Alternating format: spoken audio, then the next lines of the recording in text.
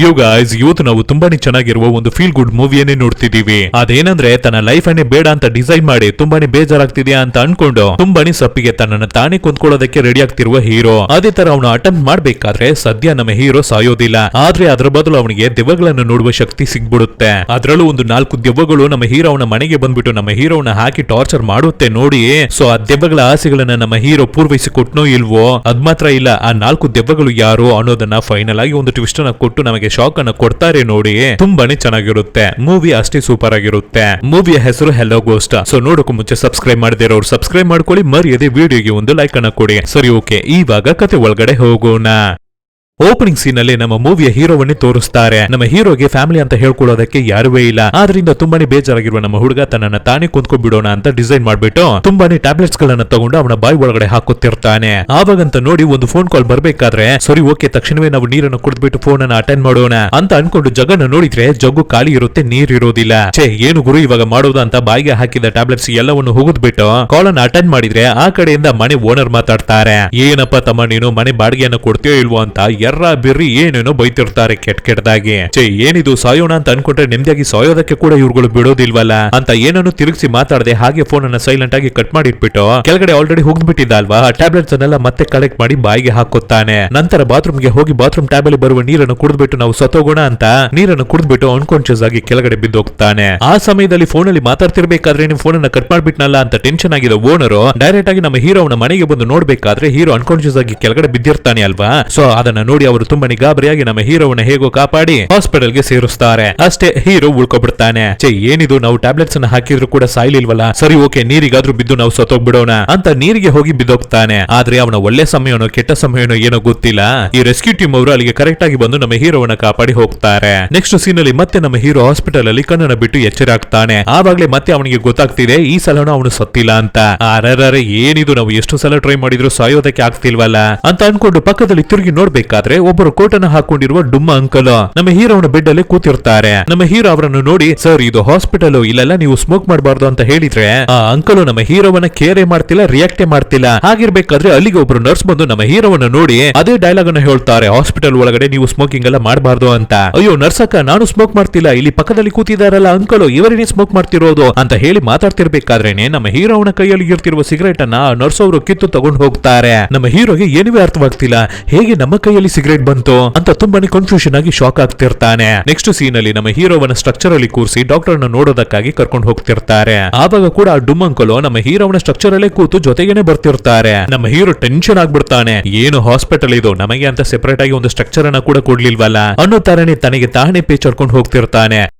ನಂತರ ಡಾಕ್ಟರ್ ನಮ್ಮ ಹೀರೋವನ್ನ ಕಂಪ್ಲೀಟ್ ಆಗಿ ಚೆಕ್ ಮಾಡ್ಬಿಟ್ಟು ಹೌದು ಯಾರೋ ಫ್ರೆಂಡ್ ಬಗ್ಗೆ ನೀವು ಮಾತಾಡಿದಿರಲ್ಲ ಅವರೇನೇ ನಿಮ್ಮನ್ನ ಸಾಯೋದಕ್ಕೆ ಹೇಳಿದ್ದ ಅಂತ ಡಾಕ್ಟರ್ ನಮ್ಮ ಹೀರೋ ಹತ್ರ ಕೇಳ್ಬೇಕಾದ್ರೆ ಏನು ನನಗೆ ಫ್ರೆಂಡ್, ನಾನು ಇವಾಗ್ಲೇನೆ ಜಸ್ಟ್ ಇವನನ್ನು ನೋಡಿದ್ದು ಅಂತ ಹೇಳಿ ಪಕ್ಕದಲ್ಲಿ ಕೂತಿರುವ ಅಂಕಲ್ ಅನ್ನ ನಮ್ಮ ಹೀರೋ ನೋಡ್ತಾನೆ. ಆ ಡಾಕ್ಟರಿಗೂ ಏನು ಅರ್ಥ ಆಗ್ತಿಲ್ಲ, ಏನು ಇವನು ಫುಲ್ ಮೆಂಟ್ಲಾಗ್ಬಿಟ್ಟಿದಾನೋ ಅಂತ ಅನ್ಕೊಂಡು ಹೀರೋವನ್ನ ವಿಚಿತ್ರವಾಗಿ ನೋಡ್ತಿರ್ತಾರೆ. ಆಮೇಲೆ ಸರಿ ತಮ್ಮ ಈ ರೂಮ್ ಅಲ್ಲಿ ಬೇರೆ ಯಾರಾದ್ರೂ ಇರ್ತಿದಾರ ಅಂತ ಕೇಳ್ಬೇಕಾದ್ರೆ ಹೌದು ಡಾಕ್ಟರ್, ಯಾರು ಈ ಹುಡುಗಿ ಕಂಟಿನ್ಯೂಸ್ ಆಗಿ ಅಳ್ತಾನೆ ಇದ್ದಾಳಲ್ಲ ಅನ್ನೋ ತರ ಹೇಳ್ಬೇಕಾದ್ರೆ ಈ ಡಾಕ್ಟರ್ಗೆ ಕಂಪ್ಲೀಟ್ ಆಗಿ ಏನು ಗೊತ್ತಾಗ್ತಿಲ್ಲ, ಅರ್ಥ ಆಗ್ತಿಲ್ಲ. ಓ ಖಂಡಿತ ಇವನಿಗೆ ಹುಚ್ಚ ಹಿಡಿದು ಬಿಟ್ಟಿರ್ಬೇಕು ಅಂತ ಹೇಳಿ ನಮ್ಮ ಹೀರೋವನ್ನ ಗೆಲ್ಕೊಂಡು ಹೋಗಿ ಹಾಸ್ಪಿಟಲ್ ಬೆಡ್ ಅಲ್ಲೇ ಮತ್ತೆ ಮಲಗಿಸ್ಬಿಡ್ತಾರೆ. ಇವಾಗ ರಾತ್ರಿನೂ ಆಗ್ಬಿಡುತ್ತೆ. ನಮ್ಮ ಹೀರೋ ರೆಸ್ಟ್ ರೂಮ್ ಗೆ ಹೋಗ್ತಾನೆ. ಆವಾಗ ನೋಡಿದ್ರೆ ಒಬ್ಬ ಅಜ್ಜ ಟೇಬಲ್ ಮೇಲೆ ಕೂತ್ಕೋಬಿಟ್ಟು ನರ್ಸ್ ಹತ್ರ ಇರ್ತಾ ಇರುವ ಪೇಪರ್ಸ್ ಅನ್ನೆಲ್ಲ ಉಫ್ ಅಂತ ಮಾಡಿ ಗಾಳಿಯಲ್ಲಿ ಹಾರಿ ಹೋಗೋ ರೀತಿ ಮಾಡ್ತಿರ್ತಾರೆ. ಇದನ್ನ ನಮ್ಮ ಹೀರೋನು ಹಿಂದೆಯಿಂದ ನಡೆಯೋದು ಎಲ್ಲವನ್ನು ನೋಡ್ತಿರ್ತಾನೆ. ಅವಾಗ ಫಟ್ ಅಂತ ಅಜ್ಜ ಸಡನ್ ಆಗಿ ಹಿಂದೆ ತಿರುಗಿ ನಮ್ಮ ಹೀರೋವನ್ನ ನೋಡ್ಬೇಕಾದ್ರೆ ನಮ್ಮ ಹೀರೋಗೆ ಒಂಥರ ಆಗ್ಬಿಡುತ್ತೆ. ಸರಿ ಓಕೆ ನಾವು ಮತ್ತೆ ನಮ್ಮ ರೂಮಿಗೆ ಹೋಗ್ಬಿಡೋಣ ಅಂತ ಅನ್ಕೊಂಡು ನಮ್ಮ ಹೀರೋ ಹಿಂದೆ ತಿರುಗ್ಬೇಕಾದ್ರೆ ಆವಾಗ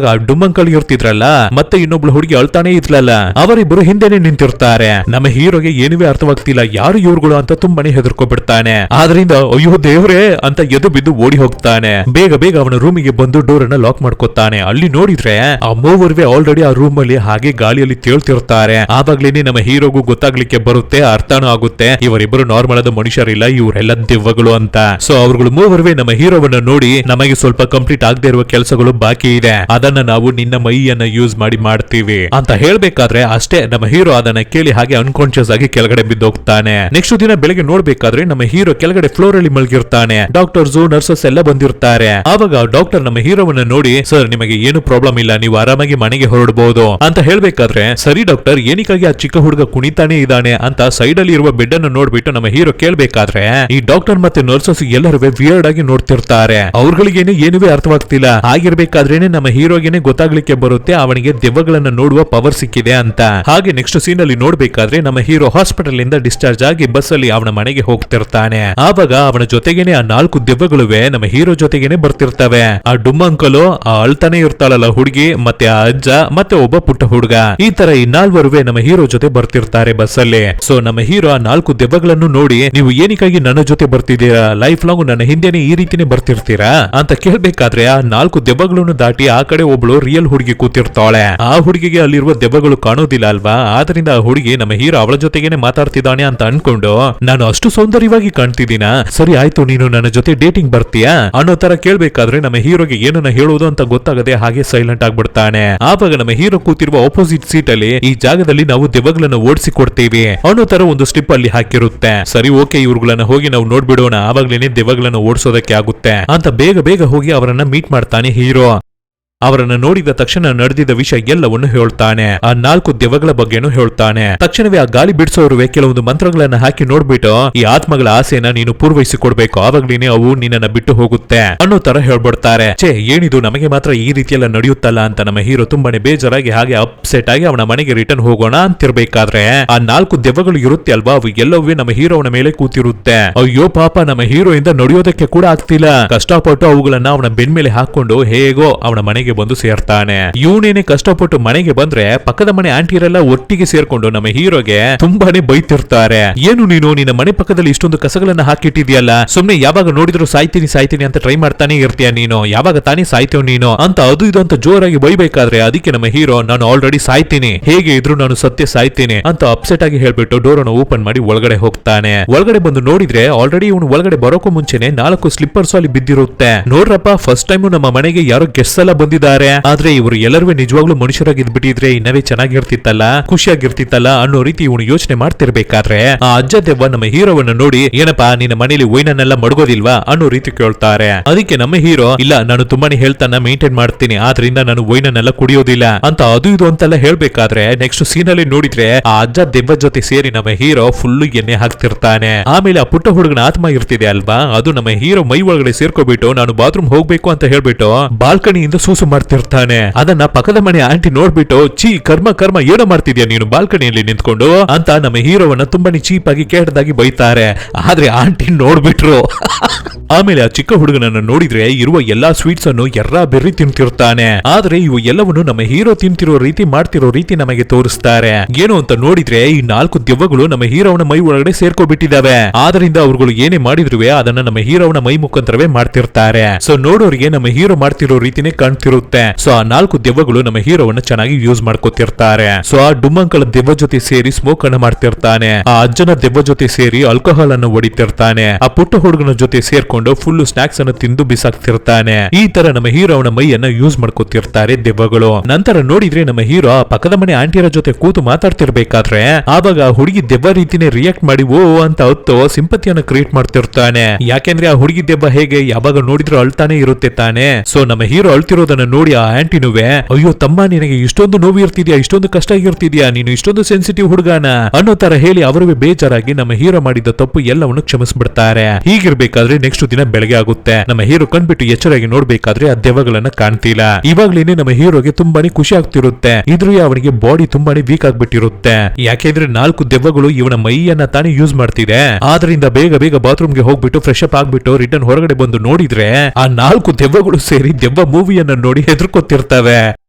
ಇದನ್ನು ನೋಡಿ ನಮ್ಮ ಹೀರೋಗೆ ತುಂಬಾನೇ ಕೋಪ ಬಂದ್ಬಿಡುತ್ತೆ. ಆದ್ರಿಂದ ಆ 4 ದೆವ್ವಗಳ ಹತ್ರನು ನಾನು ಎಷ್ಟು ಹೆಲ್ದಿಯಾಗಿ ಇರ್ತೀನಿ ಗೊತ್ತಾ, ನಿಮಗೆ ಡಿಸ್ಟರ್ಬ್ ಮಾಡೋದಕ್ಕೆ ಬೇರೆ ಯಾರುವೇ ಇಲ್ವಾ, ಬೇರೆ ಯಾರು ಸಿಗ್ಲಿಲ್ವಾ, ಏನಕ್ಕಾಗಿ ನನಗೆ ಇಷ್ಟು ತೊಂದರೆಯನ್ನು ಕೊಡ್ತಿದ್ದೀರಾ, ನೀವು ಹೀಗೆ ಹಿಡ್ಕೊಂಡು ನನ್ನನ್ನು ಆಡಿಸ್ತಿದ್ದೀರಾ ಅಂತ ಜೋರಾಗಿ ಬೈತಿರ್ತಾನೆ. ಆದ್ರೆ ಅವನು ಏನೇ ಮಾತಾಡಿದ್ರು ಅದ್ರ ಬಗ್ಗೆ ಆ ದೆವ್ವಗಳು ಕೇರೆ ಮಾಡ್ತಿಲ್ಲ. ಹೀಗಿರ್ಬೇಕಾದ್ರೆ ಟೈಮು ಕಳೆಯುತ್ತೆ, ರಾತ್ರಿನೂ ಆಗುತ್ತೆ. ಹಾಗೆ ಮಲ್ಗಿ ನಮ್ಮ ಹೀರೋ ನಿದ್ದೆ ಮಾಡ್ತಿರ್ಬೇಕಾದ್ರೆ ಸಡನ್ ಆಗಿ ತುಂಬಾನೇ ಚಳಿ ಆಗ್ತಿರುತ್ತೆ. ಏನು ಅಂತ ನೋಡಿದ್ರೆ ಎಸಿಯನ್ನು ತುಂಬಾನೇ ಜಾಸ್ತಿ ಮಾಡಿ ಇಟ್ಟಿರ್ತಾರೆ, ಆ ರೂಮ್ ಫ್ರೀಸ್ ಆಗೋ ಮಟ್ಟಿಗೆ. ಅಷ್ಟೇ ಇವಾಗ ನಮ್ಮ ಹೀರೋಗೆ ತುಂಬಾನೇ ಭಯವಾಗ್ಬಿಡುತ್ತೆ.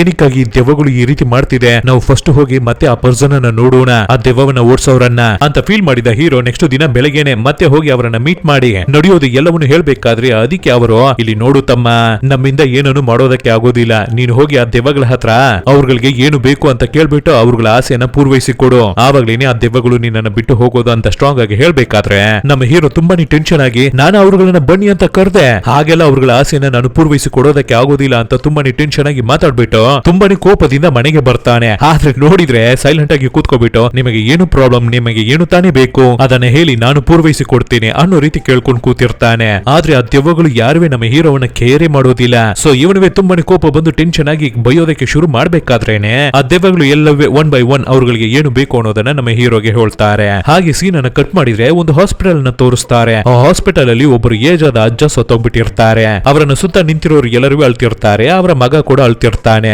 ಆವಾಗ ಪಕ್ಕದ ಬೆಡ್ ಅಲ್ಲಿ ಇರುವ ಇನ್ನೊಬ್ಬ ಅಜ್ಜ ಎದ್ದು ಇವಾಗ್ಲಾದ್ರೂ ನಿನಗೆ ಬರ್ಬೇಕು ಅಂತ ಅನ್ನಿಸ್ತಲ್ಲ ಅಂತ ಹುಡುಗನನ್ನ ನೋಡಿ ಒಂದ್ ರೀತಿ ಕಿಂಡಲ್ ಆಗಿ ಮಾತಾಡ್ಬಿಟ್ಟು ಹಾಗೆ ಅಲ್ಲಿಂದ ನಡೆದು ಬಂದು ಫೋನ್ ಅನ್ನು ತಗೊಂಡು ಅವರ ಮಗನಿಗೆ ಕಾಲ್ ಅನ್ನ ಮಾಡ್ತಾರೆ. ಲೋ ಮಗ, ಹೇಗಪ್ಪ ಇರ್ತಿದ್ಯಾ, ಯಾವಾಗ ನನ್ನನ್ನು ನೋಡೋದಕ್ಕಾಗಿ ನೀನು ಬರ್ತೀಯಾ, ನನ್ನ ಮೊಮ್ಮಗ ಹೇಗಿರ್ತಿದ್ದಾನೆ, ಚೆನ್ನಾಗಿರ್ತಿದ್ದಾನ ಅಂತ ತುಂಬಾನೇ ಆಸೆಯಿಂದ ಪ್ರೀತಿಯಿಂದ ಕೇಳ್ಬೇಕಾದ್ರೆ ಆದ್ರೆ ಆಪೋಸಿಟ್ ಅಲ್ಲಿ ಮಾತಾಡ್ತಾ ಇರುವ ಇವರ ಮಗ ಕೂಡ ಸರಿಯಾಗಿ ಇವರಿಗೆ ರೆಸ್ಪಾಂಡ್ ಮಾಡೋದಿಲ್ಲ. ಆಮೇಲೆ ನಮ್ಮ ಹೀರೋಯಿನ್ ಅನ್ನೇ ತೋರಿಸ್ತಾರೆ. ಅವರುವೆ ಇದೇ ಹಾಸ್ಪಿಟಲ್ ಅಲ್ಲೇ ಒಂದು ನರ್ಸ್ ಆಗಿ ಕೆಲಸ ಮಾಡ್ತಿರ್ತಾರೆ. ಅದು ಮಾತ್ರ ಇಲ್ಲ, ನಮ್ಮ ಹೀರೋಯಿನ್ ಅವಳ ಅಪ್ಪ ಕೂಡ ಇದೇ ಹಾಸ್ಪಿಟಲ್ ಅಲ್ಲೇ ಪೇಷಂಟ್ ಆಗಿ ಅಡ್ಮಿಟ್ ಆಗಿರ್ತಾರೆ.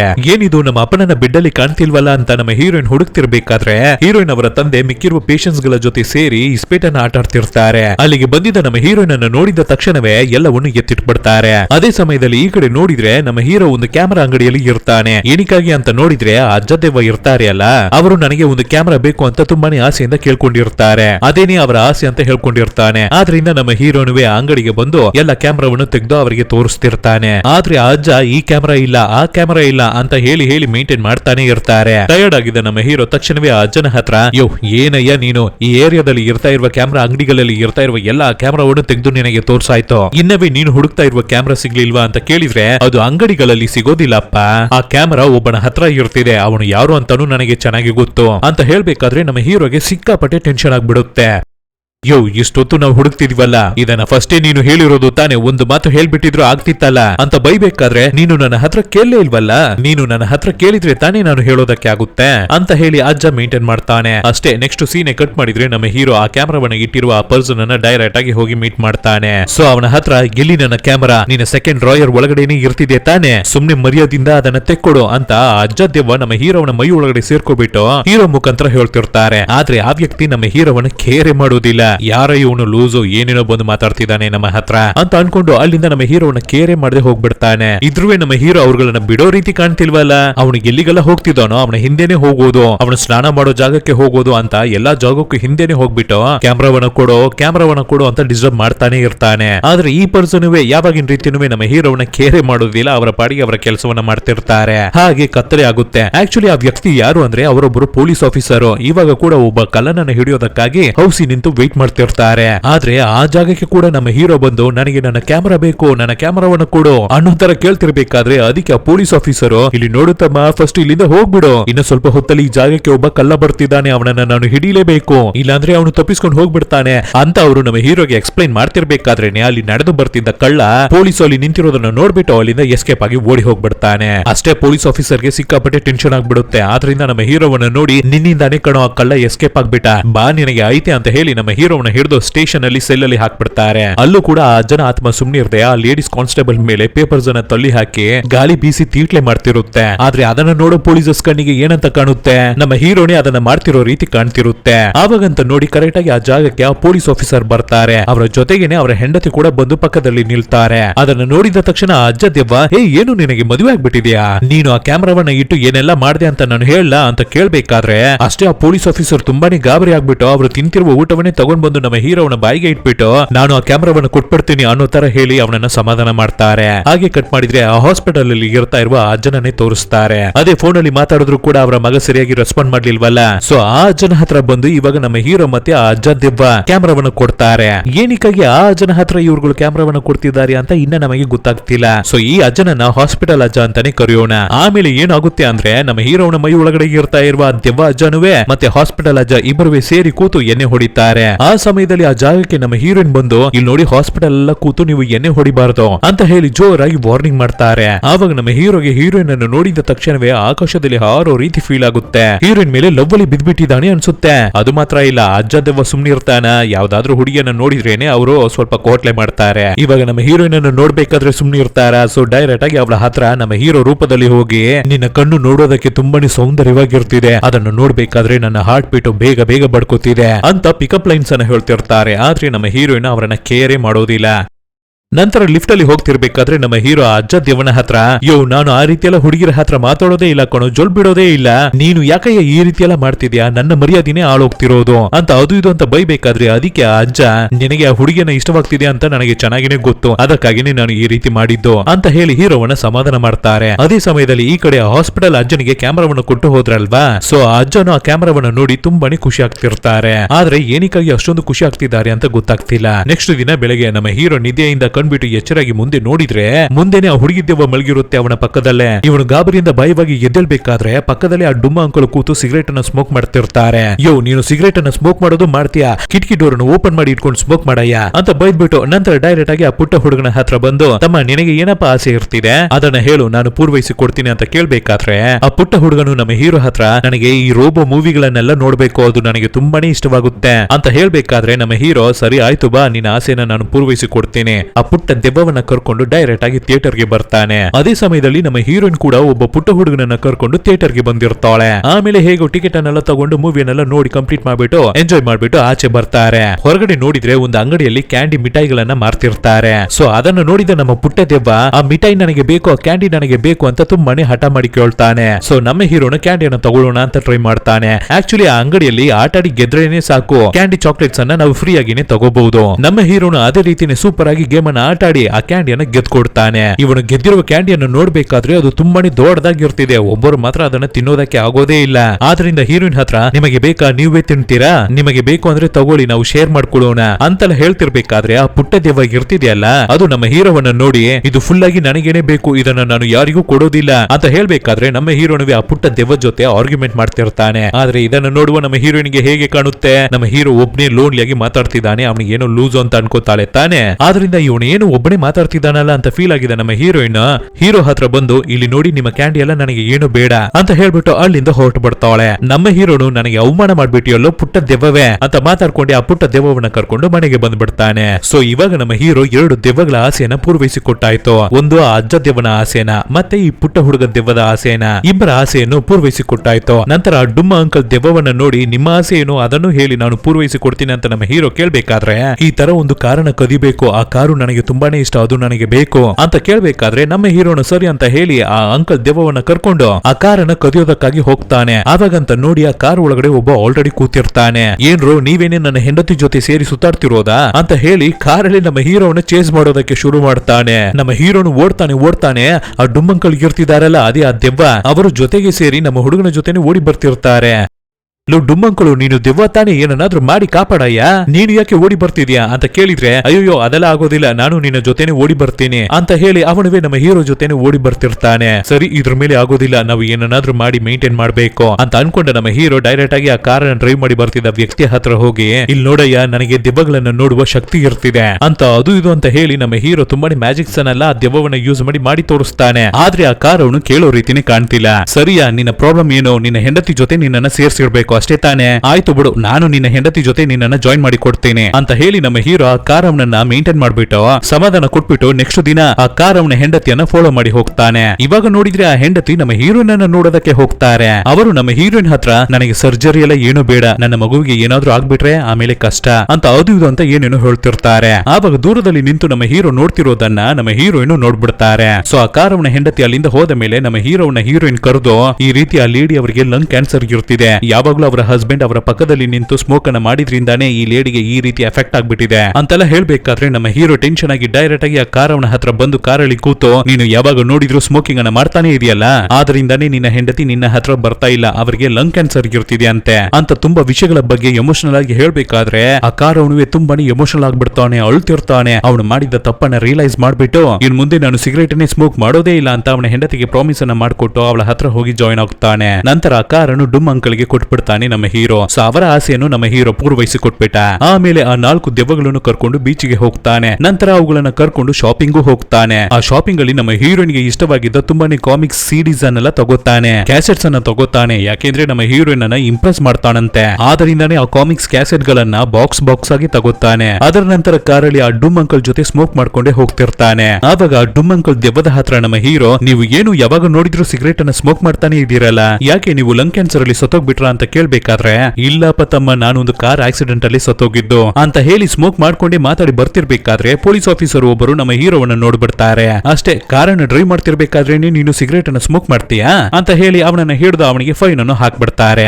ಸೊ ಇವಾಗ ಸ್ಟೇಷನ್ ಅಲ್ಲಿ ಇರ್ಬೇಕಾದ್ರೆ ನಮ್ಮ ಹೀರೋ ಸಿಗರೇಟ್ ಅನ್ನ ತಗೊಂಡು ಬಾಯಿಗೆ ಇಡ್ಬೇಕಾದ್ರೆ ಆ ಡುಮ್ ಅಂಕಲ್ ಅದನ್ನ ಕಿತ್ಕೊಳ್ಳೋದು, ಕತ್ಸೋದಕ್ಕೆ ಟ್ರೈ ಮಾಡ್ಬೇಕಾದ್ರೆ ಅದನ್ನ ಆಫ್ ಮಾಡೋದು ಅಂತ ಇಬ್ಬರು ಚೇಂಜ್ ಮಾಡಿ ಮಾಡ್ತಿರ್ತಾರೆ. ಆದ್ರೆ ಇದನ್ನ ನೋಡೋರಿಗೆ ಹೇಗೆ ಕಾಣಿಸುತ್ತೆ, ಹೀರೋನಿ ಅವನ ಬಾಯಿಗೆ ಒಂದು ಕೈಯಿಂದ ಸಿಗರೇಟ್ ಅನ್ನ ಇಟ್ಬಿಟ್ಟು ಇನ್ನೊಂದು ಕೈಯಿಂದ ಅದನ್ನ ಕಿತ್ಕೊಳ್ಳೋ ರೀತಿ ತೆಗೆಯೋ ರೀತಿ ಕಾಣ್ತಿರುತ್ತೆ. ಹೀಗಿರ್ಬೇಕಾದ್ರೆ ನಮ್ಮ ಹೀರೋ ಆ ಡುಮ್ ಅಂಕಲ್ ಹತ್ರ, ನನಗೆ ಅಂತ ಯಾರುವೇ ಇಲ್ಲ, ನನ್ನ ಫ್ಯಾಮಿಲಿ ಜೊತೆ ಒಂದು ಫೋಟೋವನ್ನು ಕೂಡ ನಾನು ತಗೊಂಡಿಲ್ಲ, ನನಗೆ ಚೆನ್ನಾಗಿ ಸಂಪಾದನೆ ಮಾಡ್ಬೇಕು, ಲವ್ ಮಾಡಿ ಮದ್ವೆ ಆಗ್ಬೇಕು, ಅದ್ರಲ್ಲೂ ನಮ್ಮ ಹೀರೋಯಿನ್ ಅನ್ನ ಮದ್ವೆ ಆಗ್ಬೇಕು ಅಂತ ತುಂಬಾನೇ ಆಸೆ ಇರ್ತಿದೆ, ಆದ್ರೆ ನನಗೆ ಅಂತ ಯಾರಿಗಿರ್ತಿದ್ದಾರೆ ಅಂತ ಹುಡುಗ ತುಂಬಾನೇ ಬೇಜಾರಾಗಿ ಮಾತಾಡ್ತಿರ್ಬೇಕಾದ್ರೆ ಆ ಸಮಯಕ್ಕೆ ಕರೆಕ್ಟ್ ಆಗಿ ನಮ್ಮ ಹೀರೋಯಿನ್ ಅಲ್ಲಿಗೆ ಬಂದ್ಬಿಡ್ತಾಳೆ. ಅಷ್ಟೇ, ಅವರು ನಮ್ಮ ಹೀರೋ ಒಬ್ಬನೇ ಪೇಚಾಡ್ತಿರೋದನ್ನ ಕೇಳಿಸ್ಕೊಬಿಡ್ತಾರೆ. ಸೊ ಅವರು ಹಾಗೆ ನಿಧಾನಕ್ಕೆ ನಮ್ಮ ಹೀರೋ ಹತ್ರ ಬಂದು ಅವರ ಕಿವಿಯನ್ನ ನಮ್ಮ ಹೀರೋನ ಚೆಸ್ಟ್ ಮೇಲೆ ಇಟ್ಟು ಹಾರ್ಟ್ ಬೀಟ್ ಅನ್ನು ಕೇಳ್ತಾರೆ. ಇದರಿಂದ ನಮ್ಮ ಹೀರೋಗೆ ಒಂಥರ ಆಗ್ಬಿಡುತ್ತೆ, ತುಂಬಾನೇ ನಾಚ್ಕೋತಿರ್ತಾನೆ. ನಂತರ ಫೈನ್ ಅನ್ನೆಲ್ಲ ಕಟ್ಬಿಟ್ಟು ಅಲ್ಲಿಂದ ಹೊರಟು ಹೋಗ್ತಾರೆ. ಆವಾಗ ಡುಮ್ ಅಂಕಲ್ ನಮ್ಮ ಹೀರೋ ಹತ್ರ ಬಂದು, ನೀನು ಅವಳಿಗೆ ಅಂತಾನೆ ಪ್ರೀತಿಯಿಂದ ಸಿಡೀಸ್ ಅನ್ನೆಲ್ಲ ತಗೊಂಡಿದ್ದೆ ಅಲ್ವಾ, ಕಾಮಿಕ್ಸ್ ಕ್ಯಾಸೆಟ್ಸ್, ಅವನ್ನೆಲ್ಲ ಕೊಟ್ಟು ಅವಳನ್ನ ಇಂಪ್ರೆಸ್ ಮಾಡು, ಇದೇನೇ ಸರಿಯಾದ ಸಮಯ ಅಂತ ಹೇಳ್ಬೇಕಾದ್ರೆ ನಮ್ಮ ಹೀರೋನುವೆ ತಕ್ಷಣವೇ ಅವನು ತಗೊಂಡಿದ್ದ ಕ್ಯಾಸೆಟ್ಸ್ ಎಲ್ಲವನ್ನುವೆ ತಂದು ಹೀರೋನಿಗೆ ಕೊಡ್ತಾನೆ. ನಮ್ಮ ಹೀರೋನಿವೆ ಆ ಬಾಕ್ಸ್ ಅನ್ನ ಎತ್ತೋದಕ್ಕೆ ಆಗದೆ ಇದ್ರು ಕೂಡ ಕಷ್ಟಪಟ್ಟು ತಗೊಂಡು ಹೋಗ್ತಾಳೆ. ಮತ್ತೆ ನಾವು ಡುಮ್ ಅಂಕಲ್ ನಮ್ಮ ಹೀರೋ ಹತ್ರ ಬಂದು, ಲೋ ಹುಚ್ಚ, ಅವರೇನೆ ಎತ್ತೋದಕ್ಕೆ ಆಗದೆ ತಗೊಂಡು ಹೋಗ್ತಿದಾರಲ್ಲ, ಕಷ್ಟಪಡ್ತಿದಾರಲ್ಲ, ನೀನು ಹೋಗಿ ಹೆಲ್ಪ್ ಅನ್ನ ಮಾಡೋ ಅಂತ ಹೇಳ್ಬೇಕಾದ್ರೆ ಇದೇನೇ ಚಾನ್ಸ್ ಅಂತ ನಮ್ಮ ಹೀರೋನುವೆ ಹೀರೋಯಿನ್ ಜೊತೆಗೇನೆ ಹೋಗ್ತಾನೆ. ಹೀಗೆ ಇಬ್ಬರು ಬಸ್ಸಲ್ಲಿ ಹೋಗ್ತಿರ್ತಾರೆ. ಆವಾಗ ನಮ್ಮ ಹೀರೋನು ಹೀರೋಯಿನ್ ಅವಳ ಚೆಸ್ಟ್ ಮೇಲೆ ಕಿವಿಯನ್ನ ಇಟ್ಟು ಅವಳ ಹಾರ್ಟ್ ಬೀಟ್ ಸದ್ದನ್ನ ಕೇಳಿಸ್ಕೊತಾನೆ. ಈ ಸಮಯದಲ್ಲಿ ನಮ್ಮ ಹೀರೋಯಿನ್ಗೆ ಒಂಥರ ಆಗ್ಬಿಡುತ್ತೆ. ಸೊ ಇಬ್ಬರುವೆ ಇವಾಗ ಲವ್ ಮಾಡೋದಕ್ಕೆ ಶುರು ಮಾಡ್ಕೊಬಿಟ್ರು. ಆಮೇಲೆ ನಮ್ಮ ಹೀರೋಯಿನ್ ಹಾಸ್ಪಿಟಲ್ಗೆ ಬಂದು ನೋಡ್ಬೇಕಾದ್ರೆ ಮತ್ತೆ ಅವಳ ಅಪ್ಪ ಇಸ್ಪೇಟ್ ಆಡೋದನ್ನ ಸ್ಟಾರ್ಟ್ ಮಾಡ್ಕೊಬಿಟ್ಟಿದ್ದಾರೆ. ಅದನ್ನ ನೋಡಿದ ತಕ್ಷಣ ನಮ್ಮ ಹೀರೋಯಿನ್ಗೆ ತುಂಬಾನೇ ಕೋಪ ಬಂದ್ಬಿಡುತ್ತೆ. ಎಷ್ಟು ಸಲ ನಾನು ಹೇಳಿದೀನಿ ಈ ರೀತಿಯೆಲ್ಲ ಆಟ ಆಡ್ಬೇಡಿ ಅಂತ ಹೇಳಿ ಎಲ್ಲವನ್ನು ಅಲ್ಲಿಂದ ತಗೊಂಡು ಹೋಗ್ಬೇಕಾದ್ರೆ ನಮ್ಮ ಹೀರೋಯಿನ್ ಅವರ ಅಪ್ಪ, ನೀನು ಡೇಟಿಂಗ್ಗೆ ತಾನೇ ಹೋಗಿದ್ದು ಬರ್ತಿದ್ಯಾ, ಹೋಗ್ಬೇಕಾದ್ರೆ ಒಂದು ಒಳ್ಳೆ ಸ್ಲಿಪ್ಪರ್ ಅನ್ನ ಹಾಕೊಂಡು ಹೋಗೋದು ತಾನೆ ಅಂತ ಹೇಳ್ಬೇಕಾದ್ರೆ ನಮ್ಮ ಹೀರೋಯಿನ್ ಏನನ್ನು ಮಾತಾಡದೆ ಹಾಗೆ ಸೈಲೆಂಟ್ ಆಗಿ ಅಲ್ಲಿಂದ ಹೋಗ್ಬಿಡ್ತಾಳೆ. ಇವಾಗ ಟೋಟಲ್ ಆಗಿ ನಮ್ಮ ಹೀರೋ 3 ದೆಬ್ಬಗಳ ಆಸೆಯನ್ನ ಪೂರ್ವಹಿಸಿ ಕೊಟ್ಟಾಯ್ತು. ಇನ್ನ ಬ್ಯಾಲೆನ್ಸ್ ಇರ್ತಿರೋದು ಯಾವಾಗ್ಲೂ ಅಳ್ತಾ ಇರುವ ಅಳುಮುಖ ಆಂಟಿ ಅವಳ ಆಸೆನೆ. ಸೊ ಆಂಟಿ ಹತ್ರ ಬಂದು, ನಿನಗೆ ಏನಾದ್ರೂ ಆಸೆ ಇದ್ರೆ ಹೇಳು, ಅದನ್ನ ನಾನು ಪೂರ್ವಹಿಸಿ ಕೊಡ್ತೀನಿ ಅಂತ ನಮ್ಮ ಹೀರೋ ಕೇಳ್ಬೇಕಾದ್ರೆ ಆ ಅಳುಮುಖ ದೆವ್ವನು, ನಾನು ಒಬ್ಬರಿಗೆ ಚೆನ್ನಾಗಿ ಅಡುಗೆಯನ್ನ ಮಾಡಿ ಹಾಕ್ಬೇಕು, ಆದ್ರೆ ಅವರು ಯಾರು ಅಂತಾನೆ ನನಗೆ ಗೊತ್ತಿಲ್ಲ ಅಂತ ಹೇಳ್ಬೇಕಾದ್ರೆ ನಮ್ಮ ಹೀರೋನು, ಇದೇನೇ ಚಾನ್ಸ್, ಹಾಗಾದ್ರೆ ಇವಳು ಅಡುಗೆ ಮಾಡೋದನ್ನ ತಿನ್ಸೋದಕ್ಕೆ ನಮ್ಮ ಹೀರೋಯಿನ್ ಅನ್ನ ಕರೆದು ಬಿಡೋಣ ಅಂತ ಯೋಚನೆ ಮಾಡಿ ಬೇಗ ಹಾಸ್ಪಿಟಲ್ಗೆ ಹೋಗ್ತಾನೆ. ಆಮೇಲೆ ನಮ್ಮ ಹೀರೋಯಿನ್ ಅನ್ನ ಮೀಟ್ ಮಾಡಿದ ತಕ್ಷಣವೇ ಆಂಟಿ ದೆವ್ವ ನಮ್ಮ ಹೀರೋನ ಮೈ ಒಳಗಡೆ ಸೇರ್ಕೊಬಿಟ್ಟು ಅವನ ಮುಖಾಂತರ, ನಿಮ್ಮ ಕೂದಲು ತುಂಬಾನೇ ಚೆನ್ನಾಗಿರ್ತಿದೆ, ನಿಮ್ಮ ಕ್ಲಿಪ್ ಕೂಡ ತುಂಬಾನೇ ಸೌಂದರ್ಯವಾಗಿರ್ತಿದೆ ಅಂತ ಹೇಳಿ ಮಾತಾಡ್ತಿರ್ಬೇಕಾದ್ರೆ ಆ ಸಮಯದಲ್ಲಿ ಆ ಜಾಗಕ್ಕೆ ನಮ್ಮ ಹೀರೋಯಿನ್ ಅವಳ ತಂದೆ ಕರೆಕ್ಟ್ ಆಗಿ ಬರ್ತಾರೆ. ನೀನೇನೇ ನನ್ನ ಮಗಳ ಬಾಯ್ ಫ್ರೆಂಡ್, ಇಬ್ಬರುವೆ ಬೇಗನೆ ಮದುವೆ ಆಗೋದು ತಾನೆ ಅಂತ ಅದು ಇದು ಅಂತ ಹೇಳ್ಬೇಕಾದ್ರೆ ನಮ್ಮ ಹೀರೋಯಿನ್ ಅವಳ ಅಪ್ಪನ ಹತ್ರ, ಹಾಗೆಲ್ಲ ಏನೂ ಇಲ್ಲಪ್ಪ, ನೀವು ಏನಕ್ಕೆ ಬೇಡದೆ ಇರೋದನ್ನೆಲ್ಲ ಮಾತಾಡ್ತಿದ್ದೀರಾ, ನೀವು ಸುಮ್ನೆ ಒಳಗಡೆ ಹೋಗಿ ಅಂತ ಕೋಪದಿಂದ ಹೇಳ್ಬಿಡ್ತಾಳೆ. ಇದನ್ನ ನೋಡಿದ ತಕ್ಷಣ ನಮ್ಮ ಹೀರೋ, ಏನಕ್ಕಾಗಿ ನಿಮ್ಮ ಅಪ್ಪ ಹತ್ರ ಈ ರೀತಿ ಮಾತಾಡ್ತಿದ್ಯಾ ಟೆನ್ಷನ್ ಆಗಿ, ಹಾಗೆಲ್ಲ ಮಾತಾಡಬಾರ್ದು ಅಂತ ಹೇಳ್ಬೇಕಾದ್ರೆ ನಮ್ಮ ಹೀರೋಯಿನ್ಗೆ ತುಂಬಾನೇ ಕೋಪ ಬಂದ್ಬಿಡುತ್ತೆ. ನಮ್ಮ ಕುಟುಂಬದ ಕತೆ ಒಳಗಡೆ ನೀವು ತಲೆನ ಹಾಕ್ಬೇಡಿ, ನಿಮ್ಮ ಕೆಲಸವನ್ನ ನೋಡ್ಕೊಳ್ಳಿ ಅನ್ನೋ ತರ ಹೇಳಿ ತುಂಬಾನೇ ಟೆನ್ಷನ್ ಆಗಿ ಅಲ್ಲಿಂದ ಹೋಗ್ಬಿಡ್ತಾಳೆ ಹೀರೋಯಿನ್. ನಮ್ಮ ಹೀರೋನುವೆ ತುಂಬಾನೇ ಬೇಜಾರಾಗ್ಬಿಡ್ತಾನೆ. ನಂತರ ಮನೆಗೆ ಬಂದು ಅವನ ಡ್ರೆಸ್ಸಸ್ ಅನ್ನೆಲ್ಲ ತೆಗೆದು ಒಂದು ಜಾಗದಲ್ಲಿ ಇಡ್ತಿರ್ಬೇಕಾದ್ರೆ ನಮ್ಮ ಹೀರೋನ ಮನೆಗೆ ನಮ್ಮ ಹೀರೋಯಿನ್ ಅವರ ಅಪ್ಪ ಬರ್ತಾರೆ. ಆದ್ರೆ ಈ ಸಲ ದೆವ್ವವಾಗಿ ಬಂದಿದ್ದಾರೆ. ಸೊ ಅವರು ಇವಾಗ ಸತ್ತೋಗ್ಬಿಟ್ಟಿದ್ದಾರೆ ಅನ್ಸುತ್ತೆ. ಆದ್ರಿಂದ ಅವರು ನಮ್ಮ ಹೀರೋ ಹತ್ರ, ನಾನು ನಾನು ನನ್ನ ಮಗಳನ್ನ ತುಂಬಾ ಲವ್ ಮಾಡ್ತಿದ್ದೀನಿ ಅಂತ ಹೇಳು, ಅವಳನ್ನ ನಾನು ತುಂಬಾನೇ ಮಿಸ್ ಮಾಡ್ತೀನಿ ಅಂತ ಹೇಳು ಅಂತ ನಮ್ಮ ಹೀರೋ ಹತ್ರ ಹೇಳಿದ ತಕ್ಷಣ ನಮ್ಮ ಹೀರೋನು ಡೈರೆಕ್ಟ್ ಆಗಿ ಹೀರೋಯಿನ್ ಹತ್ರ ಬಂದು ಅವಳ ತಂದೆ ಸತ್ತಿದ್ದಕ್ಕೆ ನಾನು ವರಿ ಪಡ್ತಿದ್ದೀನಿ ಅಂತ ಹೇಳ್ಬಿಟ್ಟು, ನಾನು ಹೇಳೋದನ್ನೆಲ್ಲ ನೀನು ನಂಬ್ತೀಯೋ ಏನೂ ಗೊತ್ತಿಲ್ಲ, ಆದ್ರೆ ನಾನು ಹೇಳೋದು ಸತ್ಯ ನಿಜ, ನನಗೆ ದೆವ್ವಗಳನ್ನು ನೋಡುವ ಶಕ್ತಿ ಇರ್ತಿದೆ. ಇವತ್ತು ಕೂಡ ನಿನ್ನ ತಂದೆ ನನ್ನ ಹತ್ರ ಬಂದು ನಿನ್ನನ್ನು ತುಂಬಾ ಮಿಸ್ ಮಾಡ್ತಿದಾರಂತೆ, ತುಂಬಾನೇ ಲವ್ ಮಾಡ್ತಿದಾರಂತೆ, ಅದನ್ನ ನಿನ್ನ ಹತ್ರ ಹೇಳ್ಬೇಕು ಅಂತ ಹೇಳಿ ನಿಮ್ಮ ತಂದೆಯವರೇ ನನಗೆ ಹೇಳಿ ಹೋದ್ರು ಅಂತ ಹೇಳ್ಬಿಟ್ಟು ನಮ್ಮ ಹೀರೋನು ಅಲ್ಲಿಂದ ಹೊರಟು ಬಿಡ್ತಾನೆ. ನಂತರ ಹಾಸ್ಪಿಟಲ್ ಅಜ್ಜ ಇರ್ತಿದಾರಲ್ಲ, ಅವರು ನಮ್ಮ ಹೀರೋಯಿನ್ ಹತ್ರ ನಿಮ್ಮ ತಂದೆಯವರು ಸತ್ತಿದ್ರ ಬಗ್ಗೆ ಯೋಚನೆ ಮಾಡಿ ತುಂಬಾನೇ ನೀನು ವರಿ ಪಡ್ಬೇಡ ಮಗ್ಳೆ ಅಂತ ಸಮಾಧಾನ ಮಾತುಗಳನ್ನ ಆಡ್ಬಿಟ್ಟು, ನಂತರ ನಮ್ಮ ಹೀರೋ ಮತ್ತೆ ಆ ದೆವ್ವ ಅಜ್ಜ ಈ ಅಜ್ಜನಿಗೆ ಒಂದು ಕ್ಯಾಮ್ರಾವನ್ನ ಕೊಟ್ಟಿರ್ತಾರೆ ಅಲ್ಲ, ಆ ಕ್ಯಾಮ್ರಾವನ್ನ ಇವಾಗ ಹೀರೋಯಿನ್ಗೆ ಕೊಟ್ಟು, ಇದನ್ನ ನಿನ್ನ ಬಾಯ್ ಫ್ರೆಂಡ್ ಹುಡುಗನೇ ನನಗೆ ಕೊಟ್ಟಿದ್ದು, ಇದನ್ನ ಮತ್ತೆ ಅವನಿಗೇನೆ ಕೊಟ್ಬಿಡು ಅಂತ ಹೇಳ್ಬಿಟ್ಟು ಅಲ್ಲಿಂದ ಹೊರಟು ಬಿಡ್ತಾರೆ. ಹೀಗಿರ್ಬೇಕಾದ್ರೆ ಆ ಹುಡುಗಿ ದೆವ್ವ ಇರ್ತಿದ್ಯಲ್ಲ, ಅದು ಯಾವಾಗ್ಲೂ ಅಳ್ತಾನೆ ಇರುತ್ತಲ್ಲ, ಇವಾಗ ಕೂಡ ಅಳ್ತಿರುತ್ತೆ. ಯಾಕೆಂದ್ರೆ ಇನ್ನ ಅದರ ಆಸೆಯನ್ನ ಪೂರ್ವಹಿಸಿ ಕೊಟ್ಟಿಲ್ಲ ಅಲ್ಲ. ಸೊ ನಮ್ಮ ಹೀರೋ ಇವಾಗ ಆ ದೆವ್ವ ಹತ್ರ ಬಂದು, ನೀನು ಏನಕ್ಕೂ ವರಿ ಪಡ್ಬೇಡ, ನಿನಗೇನು ನೀನು ಯಾರಿಗಾದ್ರೂ ಅಡಿಗೆ ಮಾಡಿ ಹಾಕ್ಬೇಕು ಅಷ್ಟೇ ತಾನೆ, ಸೊ ನೀನು ನನಗೇನೆ ಅಡುಗೆ ಮಾಡಿ ಹಾಕು ಅಂತ ಹೇಳ್ಬಿಟ್ಟು ಅಡುಗೆಗೆ ಬೇಕಾಗಿರುವ ಥಿಂಗ್ಸ್ ಎಲ್ಲವನ್ನು ತೆಕ್ಕೊಡ್ತಾನೆ. ಸೊ ಅಳುಮುಖ ದೆವ್ವ ಕೂಡ ಖುಷಿಯಾಗಿ ಅಡುಗೆನ ಮಾಡಿ ಚೆನ್ನಾಗಿ ರೆಡಿ ಮಾಡಿ ಇಡುತ್ತೆ. ಹೀಗಿರ್ಬೇಕಾದ್ರೆ ಅದೇ ಸಮಯದಲ್ಲಿ ನಮ್ಮ ಹೀರೋನ ಮನೆಗೆ ಬಂದಿರ್ತಾಳೆ ಆ ಕ್ಯಾಮ್ರಾವನ್ನ ರಿಟರ್ನ್ ಕೊಡೋದಕ್ಕಾಗಿ. ಆವಾಗ ಅಲ್ಲಿ ಡಿನ್ನರ್ ರೆಡಿ ಆಗಿರೋದನ್ನ ನೋಡಿದ ನಮ್ಮ ಹೀರೋಯಿನ್, ನೀವು ಇಲ್ಲಿ ಯಾರ ಜೊತೆನಾದ್ರೂ ಸೇರಿ ಇವಾಗ ಒಟ್ಟಿಗೆ ಊಟ ಮಾಡಲಿದ್ದೀರಾ ಅಂತ ಕೇಳ್ಬೇಕಾದ್ರೆ, ಅದಕ್ಕೆ ನಮ್ಮ ಹೀರೋ, ಇಲ್ಲ ನೀವು ಬರ್ತೀರಾ ಅಂತ ನನಗೆ ಗೊತ್ತಿತ್ತು, ಅದಕ್ಕಾಗಿನೇ ವೇಟ್ ಮಾಡ್ತಿದೆ, ಬನ್ನಿ ಒಳಗಡೆ ಬನ್ನಿ ಅಂತ ಸುಮ್ನೆ ಹೇಳಿ ನಮ್ಮ ಹೀರೋಯಿನ್ ಹೇಗೋ ಮನೆ ಒಳಗಡೆ ಕರ್ಕೊಂಡು ಬಂದು ಕೂರಿಸ್ತಾನೆ. ಹೀಗೆ ಇಬ್ಬರು ಒಬ್ಬರಿಗೊಬ್ಬರು ಮಾತಾಡ್ಕೊಂಡು ಊಟವನ್ನ ಮಾಡ್ತಿರ್ಬೇಕಾದ್ರೆ ಆವಾಗ ನಮ್ಮ ಹೀರೋಯಿನ್ ಹತ್ರ, ನಿಮ್ಮ ಅಪ್ಪ ಯಾವಾಗ್ಲೂ ಇರುವ ಜಾಗದಲ್ಲಿ ನಿನಗಾಗಿ ಅಂತಾನೆ ಒಂದನ್ನ ಇಟ್ಬಿಟ್ಟು ಹೋಗಿದ್ದಾರಂತೆ, ಅದನ್ನ ನನ್ನ ಹತ್ರ ಹೇಳಿದ್ರು ಅಂತ ಹೇಳ್ಬೇಕಾದ್ರೆ ನಮ್ಮ ಹೀರೋಯಿನ್ ಡಿನ್ನರ್ ಎಲ್ಲ ಮಾಡಿ ಮುಗಿಸ್ಬಿಟ್ಟು ಚೆನ್ನಾಗಿ ತಿನ್ಕೋಬಿಟ್ಟು ಡಿನ್ನರ್ಗೆ ಥ್ಯಾಂಕ್ಸ್ ಅಂತ ಹೇಳ್ಬಿಟ್ಟು ಅಲ್ಲಿಂದ ಹೊರಟು ಬಿಡ್ತಾಳೆ. ಹೀಗಿರ್ಬೇಕಾದ್ರೆ ಅಳುಮುಖ ಆಂಟಿ ದೆವ್ವದ ಆಸೆಯನ್ನ ಕೂಡ ನಮ್ಮ ಹೀರೋ ಇವಾಗ ಫೈನಲ್ ಆಗಿ ಪೂರ್ವಹಿಸಿ ಕೊಟ್ಟಾಯ್ತು. ಸೊ ಎಲ್ಲರ ಹತ್ರನು ಅದೇ ನಿಮ್ಮ ಎಲ್ಲರ ಆಸೆಯನ್ನು ನಾನು ಇವಾಗ ಪೂರ್ವಹಿಸಿ ಕೊಟ್ಬಿಟ್ಟಿದ್ದೀನಲ್ಲ, ಯಾಕೆ ನೀವಿನ್ನ ಹೊರಟಿಲ್ಲ, ಇಲ್ಲೇನೆ ಇರ್ತಿದ್ದೀರಾ, ಇಲ್ಲಿಂದ ಹೋಗೋ ಐಡಿಯಾ ಇಲ್ವಾ ನಿಮಗೆ ಅಂತ ಕಿರ್ಚ್ಕೊತಾನೆ. ಇವಾಗ ನೆಕ್ಸ್ಟ್ ದಿನ ಬೆಳಗ್ಗೆ ಎದ್ದು ನಮ್ಮ ಹೀರೋ ನೋಡ್ಬೇಕಾದ್ರೆ ಮನೆ ಒಳಗಡೆ ಯಾರುವೇ ಇಲ್ಲ. ಇವಾಗ್ಲೇನೆ ನಮ್ಮ ಹೀರೋಗೆ ಸ್ವಲ್ಪ ಫೀಲ್ ಆಗ್ತಿರುತ್ತೆ. ಇದ್ರೂ ಅದನ್ನೆಲ್ಲ ಹೊರಗಡೆ ತೋರಿಸ್ಕೊಳ್ದೆ ಅವನ ಟ್ಯಾಕ್ಸಿ ಕಾರ್ ಒಳಗಡೆ ಕೂತು ಆ ಅಂಕಲ್ ತರ ಸ್ಮೋಕಿಂಗ್ ಅನ್ನ ಮಾಡ್ತಿರ್ತಾನೆ, ಸಿಗರೇಟ್ ಅನ್ನ ಬಾಯಲ್ಲಿಟ್ಟು. ಈ ಕಡೆ ನಮ್ಮ ಹೀರೋಯಿನ್ ನೋಡಿದ್ರೆ ಯಾವಾಗ್ಲೂ ಅವರ ಅಪ್ಪ ಒಂದು ಜಾಗದಲ್ಲಿ ಹೌಸ್ಕೊಂಡಿರ್ತಾರೆ. ಆ ಜಾಗಕ್ಕೆ ಇವಾಗ ಬಂದು ನಮ್ಮ ಹುಡುಗಿ ನೋಡ್ಬೇಕಾದ್ರೆ ಅಲ್ಲಿ ಒಂದು ಗಿಫ್ಟ್ ಇರ್ತಿದೆ. ಏನು ಅಂತ ನೋಡಿದ್ರೆ ಅದು ಒಂದು ಹೊಸ ಸ್ಲಿಪ್ಪರು. ಅದನ್ನ ನೋಡಿದ ತಕ್ಷಣ ನಮ್ಮ ಹೀರೋಯಿನ್ ಬಿದ್ದು ಕಿರ್ಚಿ ಅಳ್ತಾಳೆ. ಯಾಕೆಂದ್ರೆ ಅವ್ರ ಅಪ್ಪ ಏನಂತ ಹೇಳಿರ್ತಾರೆ, ಡೇಟಿಂಗ್ ಹೋಗ್ಬೇಕಾದ್ರೆ ಹೊಸ ಸ್ಲಿಪ್ಪರ್ ಅನ್ನ ಹಾಕಿ ಹೋಗಮ್ಮ ಅಂತ ತಾನೆ. ಸೊ ಅದ್ರ ಬಗ್ಗೆ ಎಲ್ಲ ಯೋಚನೆ ಮಾಡಿ ತುಂಬಾನೇ ಅಳ್ತಿರ್ತಾಳೆ. ಇವಾಗ್ಲೇನೆ ನಿಜವಾಗ್ಲೂ ನಮ್ಮ ಹೀರೋಯಿನ್ಗೆ ಅವಳ ತಂದೆಯ ನಿಜವಾದ ಪ್ರೀತಿ ಏನು ಅಂತ ಅರ್ಥ ಆಗ್ಲಿಕ್ಕೆ ಬರುತ್ತೆ. ಸೊ ನೆಕ್ಸ್ಟ್ ಸೀನ್ ಅಲ್ಲಿ ನಮ್ಮ ಹೀರೋಯಿನ್ ಹಾಸ್ಪಿಟಲ್ ಅಲ್ಲಿ ಕೆಲಸ ಮಾಡ್ತಿರ್ಬೇಕಾದ್ರೆ ಆ ಜಾಗಕ್ಕೆ ನಮ್ಮ ಹೀರೋ ಊಟವನ್ನ ತಗೊಂಡ್ ಬಂದು, ಲಂಚ್ ಅನ್ನ ನಾವಿಬ್ಬರು ಒಟ್ಟಿಗೆ ಸೇರಿ ತಿನ್ನೋಣ್ವಾ ಒಂದೇ ಜಾಗದಲ್ಲಿ ಕೂತು ಅಂತ ಕೇಳ್ಬೇಕಾದ್ರೆ ನಮ್ಮ ಹೀರೋಯಿನ್ಗೆ ಸರಿ ಅಂತ ಹೇಳಿ ಅವನ ಜೊತೆ ಬಂದು ಹೊರಗಡೆ ಒಂದಾಗಿ ಕೂತು ಊಟ ಮಾಡೋದಕ್ಕೆ ಶುರು ಮಾಡ್ತಾರೆ. ಆವಾಗ ಹೀರೋಯಿನ್, ಇವಾಗ ಆ ದೆವ್ವಗಳೆಲ್ಲವೇ ಹೋಗ್ಬಿಟ್ಟಿದ್ಯಾ, ಇವಾಗ ನೀನು ನೆಮ್ಮದಿಯಾಗಿರ್ತಿದ್ಯಾ ಅಂತ ಕೇಳ್ಬೇಕಾದ್ರೆ ನಮ್ಮ ಹೀರೋ ಮನಸ್ಸೊಳಗಡೆ ತುಂಬಾನೇ ಕಷ್ಟವಾಗಿರ್ತಿದ್ರು ಕೂಡ ಅದನ್ನ ಹೊರಗಡೆ ತೋರ್ಸ್ಕೋಬಾರ್ದು ಅಂತ, ಇವಾಗ್ಲೇನೆ ನನಗೆ ನೆಮ್ಮದಿಯಾಗಿರ್ತಿದೆ, ಸದ್ಯ ಆ ದೆವ್ವಗಳೆಲ್ಲ ಹೋಗ್ಬಿಡ್ತು ಅಂತ ಹೇಳ್ತಿರ್ತಾನೆ. ಆಮೇಲೆ ನಮ್ಮ ಹೀರೋಯಿನ್ ಅವನು ತಂದಿರುವ ಊಟವನ್ನ ತಿನ್ಬಿಟ್ಟು, ಇದಕ್ಕೆ ಇಂತಹ ರೆಸಿಪಿಯನ್ನ ತಾನೇ ಯೂಸ್ ಮಾಡ್ತಾರೆ, ನೀವೇನು ಮಿನಾರಿಯನ್ನ ಯೂಸ್ ಮಾಡಿದೀರಾ ಅಂತ ಕೇಳ್ಬೇಕಾದ್ರೆ ಅದಕ್ಕೆ ನಮ್ಮ ಹೀರೋ, ಅವನಿಗೇನೆ ಗೊತ್ತಿಲ್ಲದೇನೆ ಮಿನಾರಿ ಬಿಪಿಯನ್ನ ಕಂಟ್ರೋಲ್ ಮಾಡುತ್ತೆ ಅಂತ ನಮ್ಮ ಅಮ್ಮ ಯಾವಾಗ್ಲೂ ಹೇಳ್ತಾನೆ ಇರ್ತಾರೆ ಅಂತ ಹೇಳ್ಬೇಕಾದ್ರೆ ಇವಾಗ್ಲೇನೆ ನಮ್ಮ ಹೀರೋಗೂ ಅರ್ಥ ಆಗ್ಲಿಕ್ಕೆ ಬರುತ್ತೆ. ಅವನಿಗೂ ಒಂದು ನಿಜವಾದ ವಿಷಯ ಗೊತ್ತಾಗ್ಲಿಕ್ಕೆ ಬರುತ್ತೆ. ಅದು ಏನು ಅಂದ್ರೆ ಆ ಅಳುಮುಖ ದೆವ್ವ ಆಂಟಿ ದೆವ್ವ ಬೇರೆ ಯಾರು ಇಲ್ಲ, ಅದು ನಮ್ಮ ಹೀರೋ ಅವನ ಅಮ್ಮನೇ. ಆಮೇಲೆ ಆ ಪುಟ್ಟ ಹುಡುಗ ಬೇರೆ ಯಾರು ಇಲ್ಲ, ನಮ್ಮ ಹೀರೋ ಅವನ ಅಣ್ಣ, ಸ್ವಂತ ಅಣ್ಣನೇ. ಮತ್ತೆ ಆ ಅಜ್ಜ ಬೇರೆ ಯಾರು ಇಲ್ಲ, ನಮ್ಮ ಹೀರೋ ಅವನ ಅಜ್ಜನೇ. ಆ ಸ್ಮೋಕಿಂಗ್ ಅಂಕಲ್ ಬೇರೆ ಯಾರು ಇಲ್ಲ, ಅವರೇನೇ ನಮ್ಮ ಹೀರೋ ಅವರ ಅಪ್ಪ.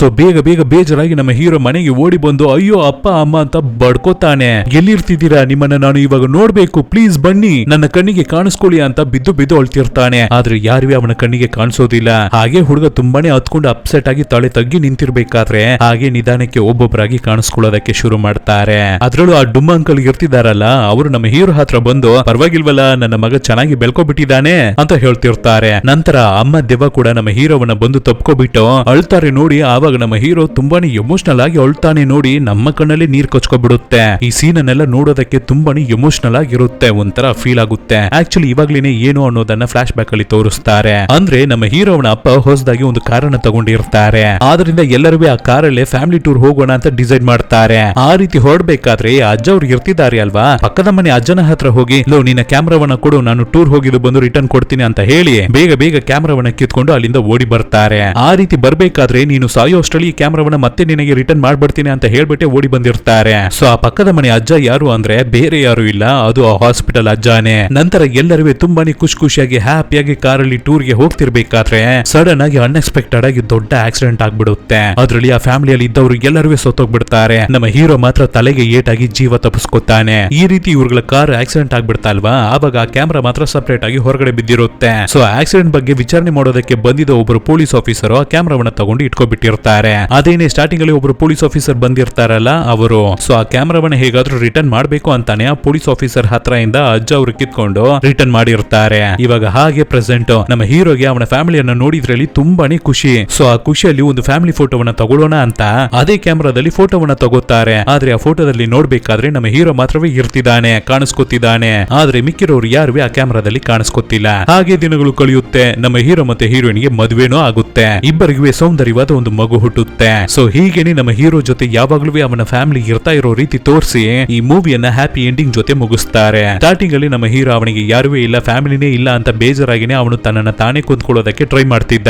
ಆದ್ರೆ ಅವನಿಗೆ ಒಂದು ನಿಜ ಗೊತ್ತಿರ್ಲಿಲ್ಲ, ಸತ್ರು ಕೂಡ ಅವನ ಫ್ಯಾಮಿಲಿ ಅವನ ಸುತ್ತಾನೆ ಇದ್ದಿದೆ, ಅವನನ್ನ ಯಾವಾಗ್ಲೂ ನೋಡ್ತಾನೆ ಇದ್ದಿದ್ದಾರೆ. ಆದ್ರೆ ನಮ್ಮ ಹೀರೋ ಯಾವಾಗ ಸಾಯುವ ಅಟೆಂಪ್ಟ್ ಅನ್ನ ಮಾಡಿ ದೆವ್ವಗಳನ್ನು ನೋಡುವ ಶಕ್ತಿ ಅವನಿಗೆ ಸಿಕ್ತೋ, ಕೊನೆಗೆ ಅವಾಗ್ಲೇನೆ ಅವನಿಗೆ ಗೊತ್ತಾಗ್ಲಿಕ್ಕೆ ಬಂತು ಅವನ ಫ್ಯಾಮಿಲಿ ಯಾವಾಗ್ಲೂ ಅವನನ್ನ ಸುತ್ತಾನೆ ಇರ್ತಿದೆ, ಅವನನ್ನ ನೋಡ್ತಾನೆ ಇದ್ದಾರೆ, ಪ್ರೀತಿಸ್ತಿದ್ದಾರೆ ಅಂತ. ಸೊ ಈ ಮೂವಿ ನೋಡೋದಕ್ಕೆ ಹೇಗನಿಸ್ತು, ನಿಮಗೆ ಏನು ಫೀಲ್ ಆಯ್ತು ಅನ್ನೋದನ್ನ ಕಮೆಂಟ್ ಮಾಡಿ. ಖಂಡಿತ ಈ ಮೂವಿ ನೋಡೋದಕ್ಕೆ ತುಂಬಾನೇ ವಿಚಿತ್ರವಾಗಿತ್ತು. ನೀವು ನೋಡಿ ಎಲ್ಲರೂ ಎಂಜಾಯ್ ಮಾಡಿದ್ರಿ ಅಂತ ನಾನು ನಂಬ್ತೀನಿ. ನಾಳೆನೇ ಒಂದು ಮೂವಿ ಜೊತೆ ನಿಮ್ಮನ್ನ ಬಂದು ಭೇಟಿ ಆಗ್ತೀನಿ. Thank you.